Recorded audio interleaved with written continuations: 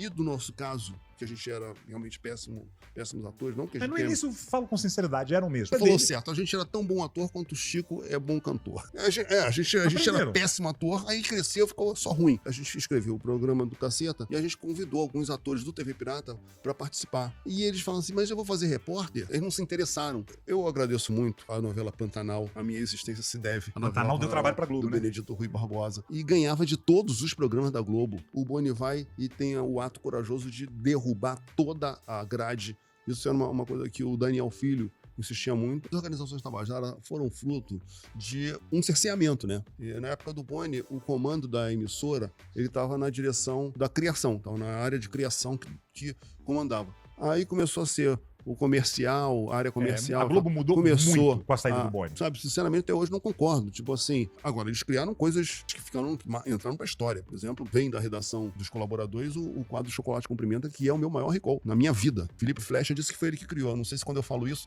Nesse corte do Nisológico, Hélio de la Penha do Cacete Planeta Urgente fala sobre o surgimento do programa de maior sucesso da Globo na sua época e do final do TV Pirata, em que ele era redator. Hélio fala sobre os bastidores da Globo, sobre Boni e sobre o diretor Daniel Filho, e como após a saída de Boni, a situação do entretenimento da Globo piorou de vez. Não esqueça de se inscrever no canal, ativar o sininho das notificações e deixar o seu gostei. Então agora vamos pro corte. Mas aí depois, quando veio o Caceta na TV, imagino que deve ter sido bem desafiador, porque aí vocês foram pra frente da câmera, né? Coisa que vocês não estavam acostumados, né? Não, isso aí foi assim... Já foi uma coisa que o Caceta já teve um conflito com o TV Pirata, que foi o seguinte. Eu agradeço muito à novela Pantanal, a minha existência se deve. A Pantanal deu trabalho pra Globo, do né? Benedito Rui Barbosa. Porque acontece, quando o Pantanal foi lançado, uma novidade completa, o TV Pirata estava entrando no seu 3º ano. Ele foi em 88, 89, em meados de 1990 foi lançado o Pantanal, e que foi um avassalador de audiência e ganhava de todos os programas da Globo, porque ela não competia no horário das novelas. Ele não quis a Manchete não quis concorrer com a novela, mas achava que o calcanhar de Aquiles eram justamente a programação, a linha de shows. Que era depois da novela, que era depois da nove e novela. pouca, né? Então ele botou a novela um pouco mais tarde, concorria com os shows, e a novela foi uma febre, era um outro formato, uma coisa mais lenta. A Globo estava quase numa linguagem de um videoclipe ali, e aí chegou uma coisa, eram urbanas, novelas e tal, aquelas casas núcleo rico, tipo, quase tudo se passava no Leblon, e numa grande empresa, ou na Avenida Paulista. Tudo girava em torno de uma grande empresa, onde era tinha Fiesp, onde tinha o CEO, que era uma pessoa dominadora. Exatamente. E tal. Tudo era mais ou menos E curiosamente, né? Todos moravam na mesma casa, né? Mas enfim.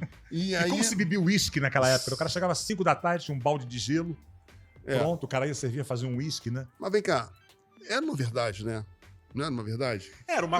Em reunião, acabava reunião de fim de tarde, tinha um whiskyzinho, não sei o quê, sabe? Era uma glamorização em cima de uma... Exatamente. Como a gente tudo tem que exagerar, não né? Era um retrato de uma classe, de uma época, um momento ali. Exagerado, né? Porque ninguém chega em casa, tem um balde de gelo pronto ali pra você... Né? Entendeu? Mas enfim, Mas sim, era uma época que aí se fumava muito em novela, né? Lembra? E o Pantanal chegou com uma outra linguagem, rural, mostrando paisagens, tinha aquele tempo de mostrar o voo do Tuiuiu, sabe, aquele visual incrível do Pantanal, não sei o quê, e aquilo conquistou o público. E aí, ganhando de todo mundo, o Boni vai e tem o ato corajoso de derrubar toda a grade, toda a linha de shows. O Boni era... Inclusive, Globo de Ouro, que era um programa já tradicional. Sim. Acho que até o Globo Repórter tudo dançou, né? TV Pirata entrou nessa, perdeu. E no que ele perdeu, o Boni falou assim, olha, vocês têm 6 meses para apresentar aí projetos novos. A gente se dividiu na redação, criamos alguns formatos e tal, e um deles era só a gente, o pessoal nem acreditava. O próprio Guilherme Arraes não dava muita fé que o Cacete Planeta, bando de desconhecido, péssimos atores, e tudo que aquilo ia chegar em algum lugar, né? Mas a gente foi e apresentou a nossa ideia era em cima de brincar com a notícia, né? O nosso lema era jornalismo mentira, humorismo verdade. Como é a linguagem a linguagem do Caceta impresso, né? Exatamente. O Caceta impresso, eu acho até que ele ia um pouco além, mas assim, a gente achou que na televisão ali a coisa da notícia ela ia funcionar bem. E do nosso caso, que a gente era realmente péssimos atores, não que a gente no início, falo com sinceridade, eram mesmo. E depois cresceram. Aprenderam, né? A gente era péssimo ator, aí cresceu, ficou só ruim. Pô, mas perto do péssimo, cara? Não, vocês aprenderam. Enfim. Mas dentro do que se propunha também, né, cara? Enfim, você não era ali pra fazer dramaturgia. Entendeu? Não, era outra história minha. Era uma sátira. Era uma brincadeira. A gente mais ou menos como exemplo, assim, o Chico Buarque cantando. Você não vai esperar que ele seja um cantor. É um cara que tá mostrando ali a forma que ele tem de mostrar a obra dele. Você falou certo. A gente era tão bom ator quanto o Chico é bom cantor. Exatamente. Mas enfim, eu sei que a gente fazia mais uma caricatura. A gente não sabia imitar. Não era tipo Adnet que imita. Não tinha o Carioca do Pânico, esses caras que sabem imitar, né? Entendeu? Sabe? Não, a gente fazia uma caricatura, pegava um trejeito do cara e com um recurso de maquiagem, figura, não sei o que. Então, a gente chegava perto do que era aquilo. A um ponto tal que podia ser assim, eu, preto, podia fazer o Fábio Assunção. Eu lembro que o Bussunda de barba fazia mulher, né? O Bussunda fazia Vera Fischer. E de barba, eu lembro uma época. O Beto Silva que fez algumas mulheres de barba, entendeu? O Bussunda talvez não Bussunda lembro. Fazia Vera Fischer. Enfim, a Bussunda de Vera Fischer. Então, quer dizer. Tinha aquela versão da Roda de Fogo, como é que era o nome? Era? Fogo no Rabo, isso aí foi o TV Pirata. E que virou meio que um spin-off, né? Virou meio que um quase que um aí programa. Depois a gente fazia as paródias das novelas, as novelas das 8, que a gente colava, né? A gente já era uma acabava a novela da novela para segurar o público noveleiro, e parando pra pensar, cara, esse era um recurso que o Faça Humor, Não Faça Guerra fazia, Satiricon, aqueles programas de humor ainda em preto e branco, do Max Nunes, que faziam essas sátiras. Sim. Essas sátiras de novelas e de programas eu era muito da fã própria emissora. do Jô Soares, Renato Corte Real, achava. Sim, porra, genial, muito, cara. Muito bom. Genial, a Gilda, essa galera. Exatamente. Foda, né? Mas, então, o que acontece? Quando a gente resolve fazer um programa de humor que estava ligado à coisa da notícia, onde a estrela do programa era a notícia, e a gente apresentou isso, a gente escreveu o programa do Caceta e a gente convidou alguns atores do TV Pirata para participar. E eles falam assim, mas eu vou fazer repórter? Pô, mas repórter, qual é a graça de fazer repórter? Se repórter é repórter, não entendeu? Eu não tenho como fazer muitas composições em cima de repórter. Eles não se interessaram por atuar no Caceta por conta dessa história assim. A gente falou, esse era o espaço que a gente tinha. E tanto que a gente só confiava em fazer repórter 1, repórter 2 e tal. Quando tinha assim, que o repórter contracenar com um personagem, Collor, por exemplo, a gente já convidava um ator para fazer o Collor. Pedro Cardoso fez o Cacete Planeta nessa, assim, de ser o ator que fazia o Collor. Entendi. A gente fazia o repórter. Entendeu? Que era a coisa que a gente se garantia. Só mais adiante que a gente começou a sentir confiança de fazer personagens e tal, e depois a gente realmente dominou a dramaturgia Caceta e Planeta, né? Entendeu? Fazer novela já era outra história. Cara, foi um sucesso, né, cara? Foi. Começou mensal, né? Começou mensal.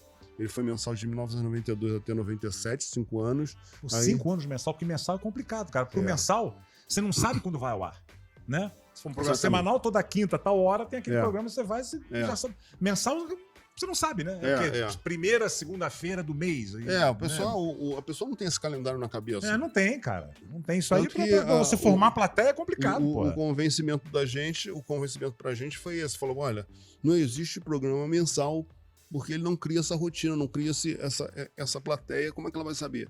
Então, o programa, para funcionar, ele tem que ser semanal. Isso era uma coisa que o Daniel Filho insistia muito, e a gente começou a pensar de que maneira que a gente conseguia ser ator e autor de um programa, sabe? Uma das saídas foi reduzir o tamanho do programa. Os programas que eram de 50 minutos, mais ou menos, a gente falou, bom, a gente consegue fazer um programa de meia hora, 50 minutos de obra, né? Que você fala, fora o comercial, né? A gente conseguia fazer um programa de 25 minutos de arte, entendeu? Que aí a gente conseguia escrever e atuar. Aí tinha em 2 dias a gente conseguia produzir 25 minutos. Não eram os 25 minutos que iam ao ar naquela semana, né? Porque a gente gravava segunda e terça, o programa ia ao ar na terça-feira. Então, o que a gente gravava na segunda-feira era a parte quente do programa. A qualidade, né? A terça-feira a gente já estava gravando para programas para frente, né? Então o programa era montado pela parte fria e essa parte quente. E aí ia para edição e ia ao ar. Mas tudo isso, assim, e a gente, quarta, quinta e sexta, a gente estava na redação escrevendo. Então a gente teve que abrir mão de fazer show, a gente parou totalmente de fazer show quando o programa virou semanal, entendeu? E se dedicava exclusivamente ao Cacete Planeta, sabe? Porque, cara, é um trampo, né, velho? E criar é difícil, né, cara? Muito mais complicado. As pessoas sempre perguntavam pra gente, e como é que é esse negócio de gravar programa? A gravação era uma festa, é uma brincadeira. O negócio é você escrever o que você vai gravar lá. E esse que era o grande trabalho, estava na redação. É em ritmo industrial, né? Exatamente. Dá muito que executar, exatamente. Cara. É relativamente fácil, né? A gente tinha uma equipe de apoio, de redação de apoio, aliás, pessoas muito boas, mas... Quem era?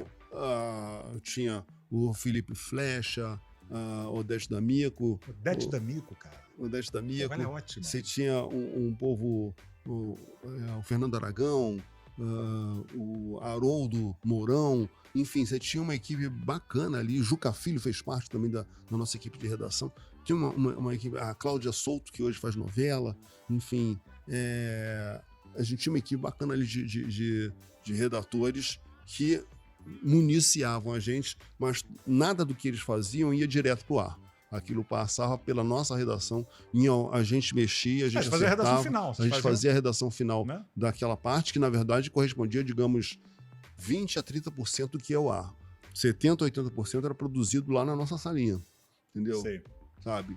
E então, agora, eles criaram coisas que entraram para a história. Por exemplo, vem da redação dos colaboradores o quadro Chocolate com Pimenta, que é o meu maior recall na minha vida, entendeu? É verdade. Devo lá. Felipe Flecha disse que foi ele que criou. Não sei se quando eu falo isso, os caras saem na porrada lá atrás. Fui eu, né? Fui eu, deixa eu ser mentiroso. Mas enfim, cara, Tabajara. Briga com o Felipe Flecha. Tabajara foi um marco que até hoje, né? Se falar isso aí é Tabajara. Não compra isso não, que é. As organizações Tabajara, as organizações Tabajara foram fruto de um cerceamento, né? Porque o que acontece? Chegou um momento em que, pós-Boni, na época do Boni, o comando da emissora, ele estava na direção da criação, estava na área de criação que comandava. Aí começou a ser o comercial, a área comercial. A Globo mudou muito com a saída do Boni. A controlar mais. E aí tinham uns dogmas que, sabe, sinceramente, até hoje não concordo. Tipo assim, você fazer paródia de um comercial, você está depreciando o anunciante. Não era verdade. Não era verdade. Tanto é que os publicitários, tipo o Washington Oliveto, o Nizam Guanais, eles adoravam quando a gente fazia as paródias, porque você fazer paródia é um prêmio. É uma homenagem, pô. É um prêmio. Senão você tá sendo visto. Um sinal de que aquele comercial deu certo. É claro. Entendeu? Sabe? Aí ficaram com essa história e tal. Então chegou uma hora que não, a gente não podia mais fazer paródia de comercial, que você estava depreciando e tal. E como fazer? Como brincar com comerciais e tal? Então a gente resolveu criar o nosso conglomerado, que era uma empresa super poderosa que criava tudo que é tipo de produto. E aí surgiu essa coisa assim, a coisa meio Tabajara, como uma coisa vagabunda. E eu sempre contesto. Aliás, vou usar esse podcast para explicar para as pessoas. Gente, olha, o produto Tabajara não era um produto vagabundo de má qualidade. Eram soluções inteligentes para problemas populares. Entendeu? Então a gente dá uma solução. Dá um exemplo aí. Um exemplo, por exemplo, o que me vem aqui, o guarda-chuva. O que acontece? Você sai com o guarda-chuva, aí quando não chove, você acaba esquecendo ele nos lugares e tal, sabe? No ônibus, no consultório médico, aquela coisa toda. Então a gente criou um guarda-chuva que chovia o tempo todo. Você abria e já tinha água. Então, quer dizer, sabe, você não tinha como esquecer o seu guarda-chuva. Esse é um exemplo. Você tinha também o papel higiênico, um remote control de papel higiênico, hygienic paper, que você estava no banheiro, tal, você via, o papel acabou, como é que você vai fazer? Então você tinha um controlezinho que o papel higiênico vinha num carrinho e tal, e resolvia seus problemas acabaram, entendeu? Cara, sensacional. E virou meio uma coisa também que tava bombando, essa coisa do Polishop, né? Foi. O formato veio muito do Polishop. Das vendas na TV, no varejo, na TV, né? Cara, foi uma coisa incrível. Você vê até hoje o pessoal falava, não compre não, que isso é meio tabajara, isso aqui. Pô, não, você tem o pessoal da política adora, o Gilmar Mendes volta e meia fala em tabajara, aliás, pode ser processado, fica tranquilo. E o Gilmar Mendes é um cara bom de processar, né? Né? Gilmar Mendes, Alexandre de Moraes. Ótimo. São boas de processar. Né? Muito obrigado por ter ficado comigo até o final desse vídeo. Não esqueça de se inscrever no canal, ativar o sininho das notificações e deixar o seu gostei. Todo dia tem um corte novo pra você. Dá uma olhada no canal, tem muita coisa legal já. Até amanhã.